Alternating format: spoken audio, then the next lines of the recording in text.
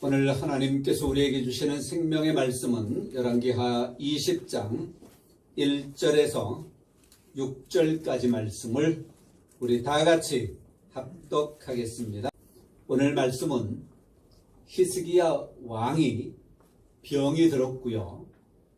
그가 병들었을 때에 하나님 앞에 간절히 기도함으로 인하여 하나님께서 그의 생명을 15년 연장시켜 주신 그런 사건이 기록되어져 있는 말씀입니다. 저는 오늘 이 말씀을 통해서 마지막에 당당히 내세울 말이 있나요? 라고 하는 제목으로 우리가 말씀을 함께 받겠습니다. 한번 제목을 다 같이 해볼까요? 시작. 마지막에 당당히 내세울 말이 있나요? 어떻습니까, 여러분? 마지막에 여러분들이 당당하게 하나님 앞에, 세상 앞에, 여러분 자신 앞에 내세울 말이 현재 있으십니까?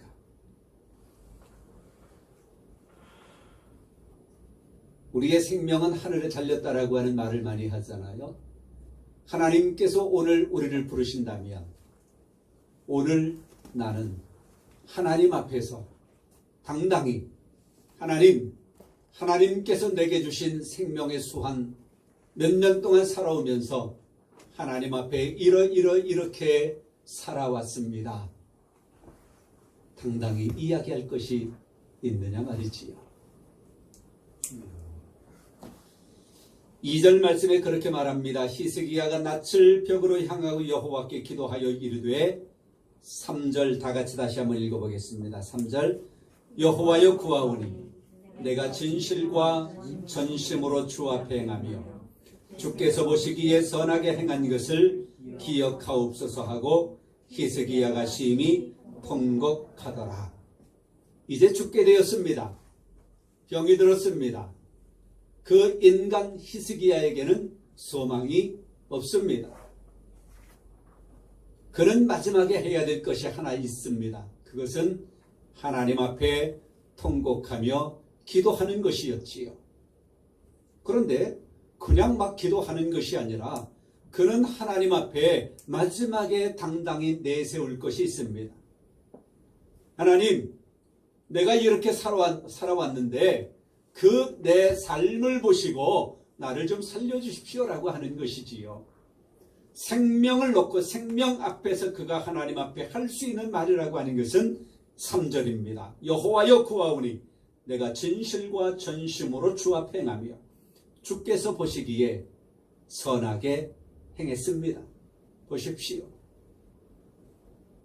그것이 하나님 보시기에 합당하시다면 내 생명 더해 주시고 그것도 부족하시다면 하나님 내 생명 가져가십시오. 그런 기도 아니겠습니까? 여기 진실이라고 하는 단어는 성경에 많이 기록이 되어져 있습니다. 그 가운데 열왕기상 2장 4절의 말씀 한 가지만 제가 말씀을 드린다면 거기 그렇게 말씀을 해요. 조상들의 길을 삼가고 조상들이 어떤 삶을 살아왔길래 여호와 하나님께 불순종하고 우상을 섬기고 하나님 앞에 합당치 못한 삶을 살아왔던 그 조상들의 길을 삼갔다는 거예요. 그렇게 살아가지 않았다는 것입니다. 그리고 마음을 다하고 성품을 다하여 이것이 뭐냐? 이것이 진실이라고 열왕기상은 말씀하고 있습니다. 다른 사람들이 가는 길을 따라가지 아니하고 세상의 인간들의 가치관과 인간들의 철학과 한순간에도 안개와 같이 없어질 수밖에 없는 나약한 존재들의 삶의 방식을 따라가지 아니하고 그 말이 아니겠습니까? 하나님의 말씀을 따르고 하나님의 말씀에 순종하는 삶, 그리고 마음을 다하고 성품을 다하는 것, 이것이 진실입니다. 전심은 뭐겠어요? 한문 그대로 이야기하면 아주 쉽겠지요. 온전한 마음입니다. 온 마음입니다. 갈라지지 아니하는, 양다리 걸치지 않은 온전한 마음. 전심으로 그는 주 앞에 행했다라고 했습니다. 그가 주 앞에 그렇게 행한 것이 무엇이 있을까요? 그는 철저하게 하나님의 말씀을 순종해 나아가는 가운데 그는 하나님의 말씀대로 살아갔는데요. 조상들이 선대 왕들이 섬겨왔던 그런 우상에 관한 것들을 다 척결했습니다. 다 없이 했습니다. 개혁을 했다라고 하는 것입니다. 모든 우상을 불태웠습니다. 심지어 모세가 만들어 세웠던 놋뱀, 전에 말씀드렸지요. 이것은 실제 그것이 아니고 후대에 많은 사람들이 그 모양을 만들었을 것이다라고 말씀을 드렸습니다. 그 모세의 놋뱀까지도 다 부숴버리고 불태워버리는 종교개혁을 일으키면서 성전 예배를 회복했습니다. 그 일에 그는 열심을 냈던 거예요. 기도 회복을 일으켰습니다. 내 힘으로 살지 아니하고 하나님을 의지하면서 살아가도록 백성들에게 기도 운동을 회복시켰습니다. 그리고 또 하나 있다라고 하면 없어진 예물을 드리는 예물에 대한 것을 회복시켰습니다. 모든 것이 하나님의 것임을 인정하고 감사하며 살아가도록 백성들을 그렇게 독려하는 신앙 회복 운동을 히스기야는 철저하게 백성들에게 그렇게 시켜왔던 것이지요. 그것이 열왕기하 18장 3절부터의 말씀에 잘 기록이 되어져 있는 것을 볼 수 있습니다. 이러한 모든 것들을 정리할 때에 히스기야는 여호와와 합하여 떠나지 아니하였다라고 말씀을 했다라고 우리는 보았지요. 히스기야는 여호와와 합하여 하나님과 합하여 하나님을 떠나지 아니하고 하나님과 함께하는 삶을 살아갔습니다. 그랬더니 어떤 결과가 그의 모든 것에 형통한 복이 그에게 임했다라고 하는 것을 우리는 말씀을 보았습니다. 여러분, 우리 그리스도인들이 추구하는 것이 대체 무엇입니까? 여러분이 추구하는 것은 무엇인가요? 또 예수님을 믿지 않는 사람들이 추구하는 궁극적인 목표가 무엇일까요? 왜 살아가십니까? 그런 질문 혹시 받으십니까? 나훈아 씨가 불렀던 테스 형의 동생 텔레스가 있습니다. 무슨 텔레스? 아리스토텔레스. 철학자 아리스토텔레스가 아들에게 들려주는 행복의 길, 니코마코스 윤리학이라고 하는 책이 있습니다. 니코마코스 윤리학. 이 아리스토텔레스가 아들에게 들려주는 글이에요. 니코마코스 윤리학. 여기 말씀해 보면, 여기 이 책에 보면 그렇게 말합니다. 이 아리스토텔레스는 행복을 위해서 인간은 살아간다라고 말하잖아요.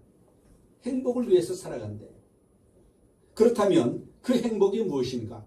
사람마다 다르다는 거예요. 어떤 사람은 향락적 생활로 행복을 누린대요. 그렇지요. 그런데 그는 그렇게 말합니다. 이 향락적 생활은 동물적 생활이기 때문에 이것은 육적 생활, 그렇기 때문에 이것은 궁극적인 인간의 목적이 될 수 없다라고 하는 거예요. 두 번째, 사람이 생각하는 행복의 조건은 정치적 생활이래. 정치적 생활. 이걸 명예적인 생활입니다. 명예. 이것은 제가 표현할 때 혼적인 생활입니다. 이거는 성경대로 말을 한다면 육신에 속한 자의 삶이에요. 향락적 생활은 육적 생활이지요. 육신.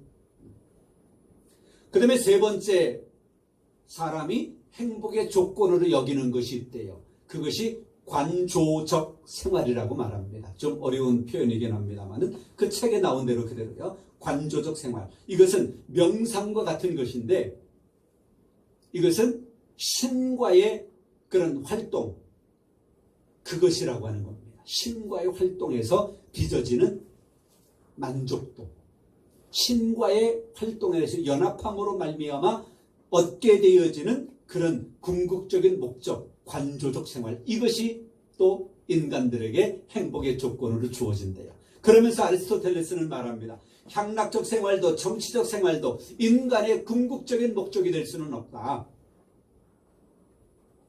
그러면 인간의 궁극적인 행복의 조건인 그것은 무엇이냐? 그것은 관조적 생활, 신과의 활동과 가장 많이 닮은 생활, 그것을 이야기하는데 이것을 저는 성경적으로 이야기한다면 영에 속한 사람의 생활이라고 말하고 싶습니다. 결국 하나님과의 관계 속에서 있는 생활, 이것이 인간이 가져야 할 최고의 행복의 조건이 되어야 된다는 거예요. 그러면서 말합니다.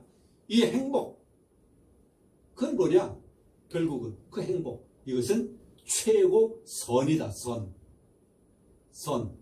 여기서 히스기야는 여호와 하나님 앞에 선을 행했다 그러잖아요. 선이 선, 착할 선자. 좋은 거예요. 좋은 거, 좋을 선자. 같은 한자지요. 우리의 행복은 뭐냐? 좋은 거예요. 좋은 거. 그래서 그 행복과 좋은 것은 이 꼴이에요. 똑같은 거예요.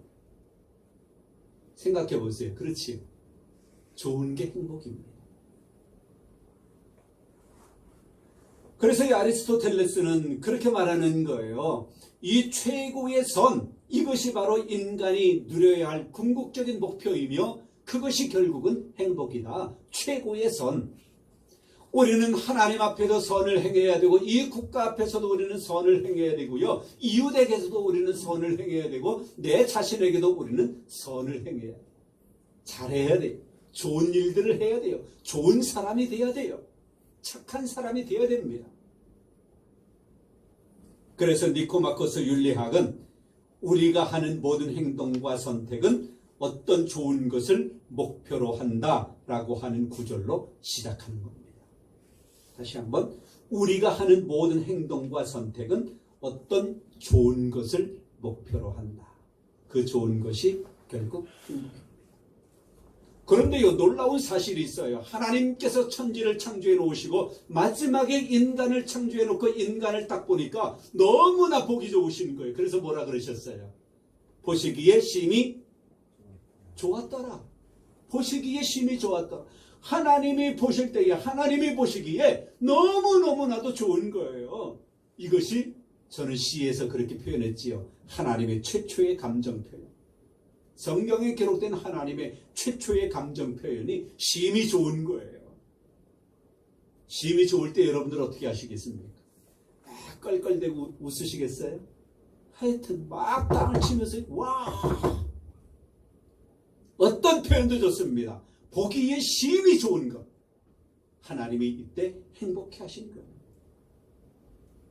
그런데 히스기야는 성경에서 그렇게 말합니다. 여호와 하나님께서 보시기에 나는 선하게 행했습니다. 그것을 기억하십시오. 그래서 제 호가 좋음입니다. 하나님 보시기에도 좋게, 세상이 보기에도 좋은 사람, 내 자신이 나를 생각할 때에도 그래, 너는 참 좋은 사람이야, 넌 참 잘했어, 이것을 추구해 나아가고자 하는 그런 마음, 그러지 못하기 때문에 저는 좋음이라고 하는 글자를 저희 호로 그렇게 삼고 있습니다. 여러분, 마지막에 당당히 내세울 말이 있습니까? 우리 그 형사법에는 최후 진술이라고 하는 것이 있지요. 형사재판에서 피고인이나 변호인이 하는 마지막 진술, 그걸 최후 진술이라고 말하지요. 지금은 뭐 사형은 집행은 하지 않습니다만 우리가 영화나 텔레비 볼 때 마지막 사형수에게 마지막에 할 말이 있습니까? 마지막에 그걸 묻는데요.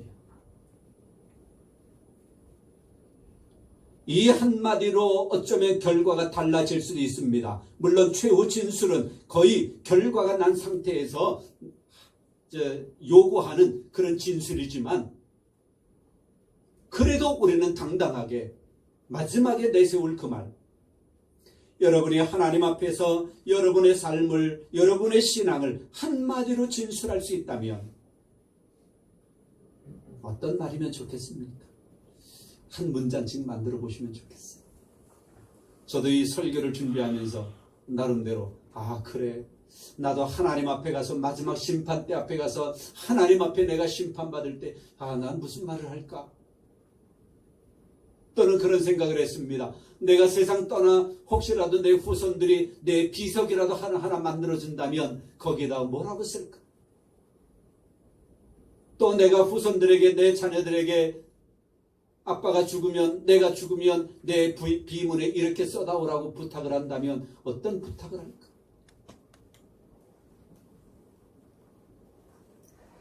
히스기야는 하나님 앞에 진실했고 전심을 다해서 살아왔고요. 그리고 주님 보시기에 선한 삶을 살아왔습니다. 그래서 그의 삶에 형통한 복이 있었고요. 그의 질병도 15년 연장되어지는 이런 복을 받았습니다. 여러분, 하나님 앞에 믿음의 삶을 살아가면서 당당하게 내세울 말 한마디 정도는 가지고 있으시기를 바랍니다. 성부와 성자와 성령의 이름으로 여러분 모두를 축복합니다.